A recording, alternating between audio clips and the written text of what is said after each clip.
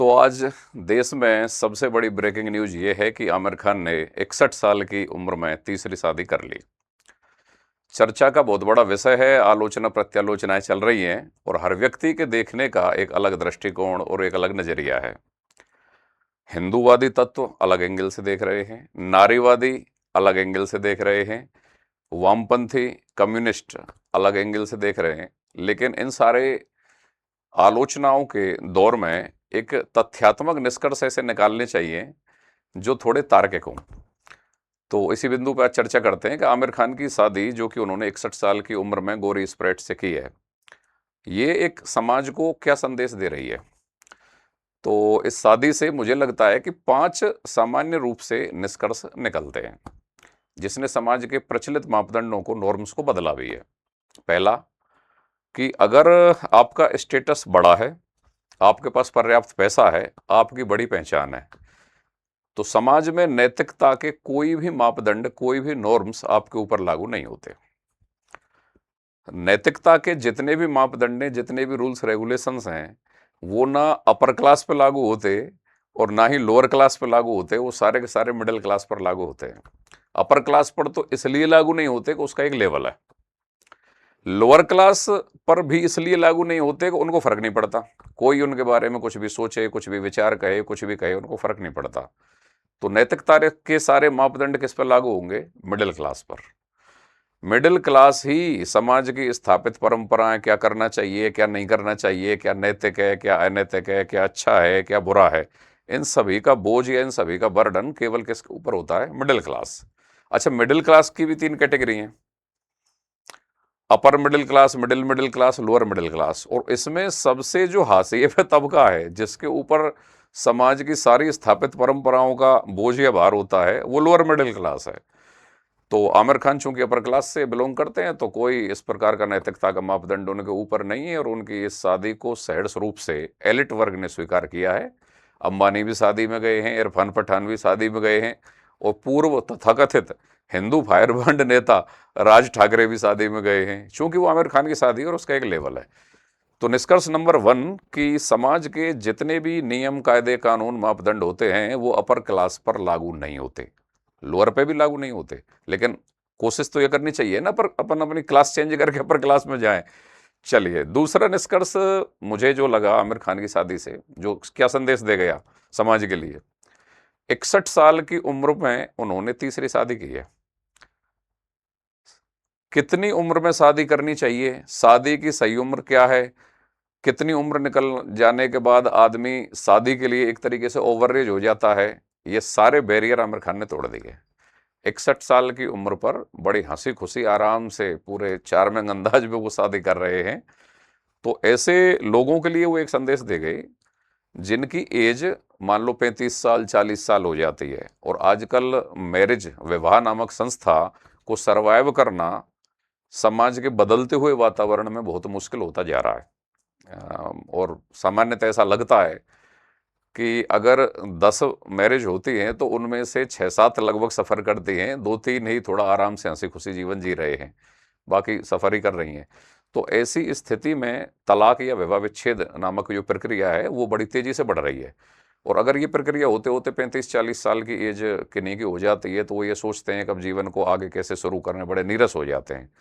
तो उनको आमिर खान ये मैसेज दे गए हैं कि आपको ऐसा नकारात्मकता का भाव अपने अंतर्गत नहीं लेना है, जीवन को किसी भी उम्र पर शुरू किया जा सकता है। अगर 40-45 साल की एज के भी आप हैं तो आपको डिमोरलाइज होने की ज़रूरत है, जीवन के प्रति नकारात्मक दृष्टिकोण लेने की ज़रूरत नहीं है, और वो भी आमिर खान से प्रेरणा ग्रहण कर सकते हैं और अपने जीवन को आगे बढ़ा सकते हैं। तो जीवन के प्रति, विवाह नामक संस्था के प्रति और अपने जीवन में आगे बढ़ने के लिए आमिर खान 61 साल की एज पर शादी करके एक सकारात्मक संदेश दे गए हैं। तीसरा निष्कर्ष आमिर खान की शादी से क्या निकलता है? अपने खुद के लिए जीना, अपने सेल्फ के लिए जीना, सार्त्र का अस्तित्ववाद। सार्त्र नामक एक विचारक है जो दर्शन शास्त्र में भी पढ़ा जाता है, राजनीति विज्ञान में। उसने एक सिद्धांत दिया अस्तित्ववाद, और रजनीश ओशो का स्वतंत्रता के साथ अपनी इच्छा से जीवन जीने का विचार। इन दोनों ही दर्शन का व्यवहारिक रूप आमिर खान की इस शादी नामक प्रक्रिया, जो तीसरी शादी है, इसमें निकल के आया है। तो देखो, शास्त्र क्या कहता है अस्तित्ववाद में, कि उसी व्यक्ति की सत्ता है जिसका अस्तित्व है। अब यहाँ अस्तित्व की अलग परिभाषा है। अस्तित्व का मतलब सिर्फ जिंदा रहना अस्तित्व नहीं है। अस्तित्व का मतलब ये है कि उसी की सत्ता है जिसका अस्तित्व, और अस्तित्व उसी का है जो हर पल अपने मन की इच्छा के अनुसार कार्यरत है या प्रेरित है या उसके हिसाब से चल रहा है। तो यहाँ आमिर खान का ये जो डिसीजन है शादी करने का, समाज के प्रचलित मापदंडों को लोगों की नज़र में उनकी परवाह किए बिना, और 61 उसने उम्र का बैरियर तोड़ा। उसने विवाह में कि भाई ठीक है एक विवाह करना चाहिए, हालांकि उसने संविधान का उल्लंघन नहीं किया है। उसने एक पत्नी से तलाक करके दूसरी से किया, दूसरी से तलाक करके तीसरी से किया। तो सारे बैरियर को तोड़ते हुए आमिर खान अपनी इच्छा से अपना जीवन आगे बढ़ा रहे हैं। तो स्वतंत्रता के साथ जीवन जीने का विचार, रजनीश ओशो का चिंतन भी यहाँ पे आ रहा है और सार्त्र के अस्तित्ववाद का चिंतन भी यहाँ पे आ रहा है। तो आमिर खान उन दोनों के अकॉर्डिंग अपना जीवन जी रहा है। तो ये आमिर खान, यद्यपि इस प्रकार का जीवन एक बार विनोद खन्ना ने भी जिया था उस अपनी लाइफ के उस एज पे, जब 1978 से 82 के बीच में, लेकिन वो एक अलग टाइप का था। आमिर खान ने उसको विवाह नामक संस्था के तहत जिया है, तो उसने उसको एक अलग तरीके से कंपाइलेशन किया है। तो ये विचार भी सात्र और रजनीश ओशो के चिंतन का विचार भी आमिर खान में निकल के आता है। एक आमिर खान से बहुत बड़ी प्रेरणा और बहुत बड़ी शिक्षा भारत भर के सारे मैरिड लोगों को लेनी चाहिए, वो है फैमिली मैनेजमेंट। ये बहुत बड़ी चीज निकल के आई। आमिर खान की शादी हो रही है, उस शादी में आमिर खान की दोनों पूर्व पत्नियां भी आ रही हैं। ये बड़ी कमाल की बात है। ये मुझे लगता है कि भारत का तो कम से कम मान ही लेता हूं, दुनिया का तो पता नहीं, ये शायद पहला एग्जाम्पल होगा कि कोई व्यक्ति तीसरी शादी करे और उसकी पूर्व दो पत्नियां उस शादी के अंतर्गत आ रही हैं और उस फंक्शन को सेलिब्रेट कर रही हैं, चाहे वो बाहर के मन से कर रही हो या जैसे भी हो।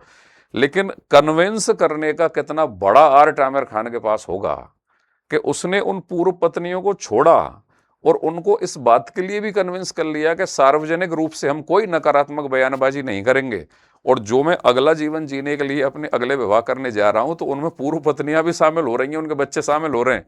बिल्कुल फैमिली फंक्शन पूरी तरीके से एंजॉय किया जा रहा है। तो ये जो कन्विंस करने का आर्ट है, आमिर खान इसके मैनेजमेंट गुरु होने चाहिए कम से कम। इस चीज की तो क्लासेज बनती है आमिर खान की तरफ से कि उसने अपनी पूर्व पत्नियों को ये कैसे विश्वास दिलाया। ऐसा हो सकता था कि वो नहीं आती, वो आमिर खान से बात करना बंद करती, जैसे कि एक स्वाभाविक जो प्रवृत्ति है उसके अनुसार तो यही होना चाहिए था। लेकिन वो शादी में आ रही हैं भाई, शिरकत कर रही हैं, पूरे फंक्शन को अटेंड कर रही हैं, आराम से स्माइल भी पास कर रही हैं। तो उनको इस चीज के लिए तैयार कर लेना, कन्विंस कर लेना और ये चीज इंप्लीमेंट कराना, ये आमिर खान का बहुत बड़ा आर्ट है। और ये दुनिया में आज तक इतिहास में से लेकर वर्तमान तक किसी में नहीं देखा गया है। तो आजकल लोगों की जो मैरिज जैसे मतलब पूरी लाइफ भर अगर एक पार्टनर के साथ ही रहते हैं तो सरवाइव करना बड़ा टेढ़ा है। सुबह से शाम या 7 दिन या 365 दिन 90% केसेस में खट्टे मीठे अनुभव चलते रहते हैं। और अगर इस प्रकार का कोई अनुभव हो जाए कि आप दूसरे की तरफ जा रहे हैं तो वहां तो बहुत बड़ा संग्राम हो जाए। और यहाँ आमिर खान ने उनको तैयार कर लिया कि वो आप उस शादी में अटेंड करने आ रही हैं। भाई ऐसा हो सकता था कि शादी में नहीं आती और आमिर खान अपनी इच्छा से जो जीवन जीना चाहे जी लें, लेकिन वो शादी में नहीं आती, लेकिन वो शादी में आ रही हैं। तो आप ये देखिए आमिर खान की कन्विंसिंग पावर कितने बड़े लेवल की है। ये बहुत बड़ा गट्स है, ये हर किसी के अंतर्गत नहीं पाए जाते। तो आमिर खान फैमिली मैनेजमेंट, आमिर खान से सीखें कि अपनी इच्छा से जीना फैमिली के मैनेजमेंट के साथ। और पांचवा जो निष्कर्ष, मुझे ये सारे निष्कर्ष मैंने व्यक्तिगत रूप से अपने आइडिया से निकाले हैं और निकाले के अपने आप निकल रहे हैं।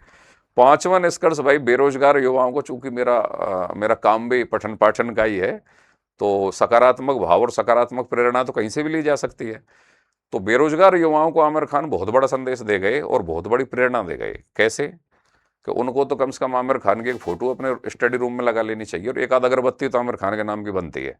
कैसे बनती है कि अगर कंपटीशन की तैयारी करते करते साल बीत जाएं, आप 35 साल के हो गए, आप सेलेक्ट नहीं हो पा रहे, 38 के हो गए, 37 के हो गए, तो आपको और शादी नहीं हो रही, क्योंकि शादी का और रोजगार का बहुत ही डायरेक्ट संबंध है। मान लो बेरोजगारी के कारण शादी नहीं हो रही, तो युवाओं को निराश होने की जरूरत नहीं है। आमिर खान आपसे सीधे सीधे कह गए हैं कि अपना स्टेटस बिल्ड करो।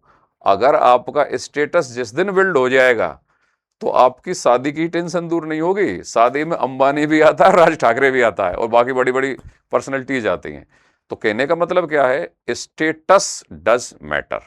आपका समाज में स्टेटस क्या है, ये सारी चीजों को मैटर करता है। ये सारी चीजें आमिर खान दे गए हैं। और आमिर खान की एक और अच्छी चीज जो इस शादी के अंतर्गत लगी, लिव इन रिलेशनशिप वालों को भी वो एक मैसेज दे गए हैं। आमिर खान चाहता तो पूरी जिंदगी गौरी स्प्रेट के साथ लिव इन रिलेशनशिप में रह सकता था, ठीक है, लेकिन उसने विवाह किया। तो समाज को एक मैसेज आया कि अगर आपको कोई पसंद है तो आप भारतीय मूल्यों के विपरीत जो लिव इन रिलेशनशिप का कल्चर चल रहा है, आप उसमें ना पढ़कर बाकायदा विवाह करें और फिर भी अपने पसंद के व्यक्ति के साथ आप विवाह की प्रक्रिया के द्वारा भी जीवन भर या जब तक भी आपका लिखा है तकदीर में तब तक आप साथ रह सकते हैं। मतलब लिव इन रिलेशनशिप में रहने की बजाय आप विवाह करके भी अपने पसंद के व्यक्ति के साथ रह सकते हैं। तो इस प्रक्रिया में आमिर खान ने विवाह नामक संस्था का इम्पोर्टेंस भी दिखाया है। विवाह प्रक्रिया को एक महत्वता प्रदान आमिर खान ने की है, जो कि अपने आप में एक भारतीय मूल्य है। अब बात ये करते हैं कि आमिर खान ने कोई संविधान का उल्लंघन नहीं किया, आमिर खान ने कोई कानून का उल्लंघन नहीं किया। उसने बाकायदा, अगर आमिर खान मुस्लिम पर्सनल लॉ बोर्ड के हिसाब से चलते तो शायद जो मुस्लिम में होता है कि भाई 4 से भी शादी कर सकते हैं, उन्होंने ऐसा भी नहीं किया। उन्होंने पहली से तलाक लिया, फिर दूसरी से शादी की, दूसरी से तलाक लिया, फिर तीसरी से शादी की। तो कानून का भी कोई उल्लंघन नहीं है।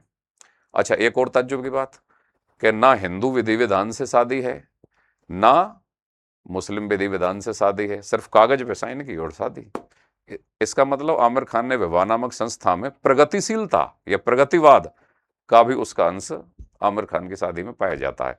तो देखने का दृष्टिकोण होता है, कोई आदमी किसी घटना को किस एंगल से देखता है, कोई आदमी किसी एंगल से देखता है। अगर भारत के आप जागरूक नागरिक हैं तो घटनाओं को बहुत सारे दृष्टिकोण से देखना चाहिए। अगर आप एक आध दृष्टिकोण से देखोगे तो संकुचित मापदंड बनेंगे आपके।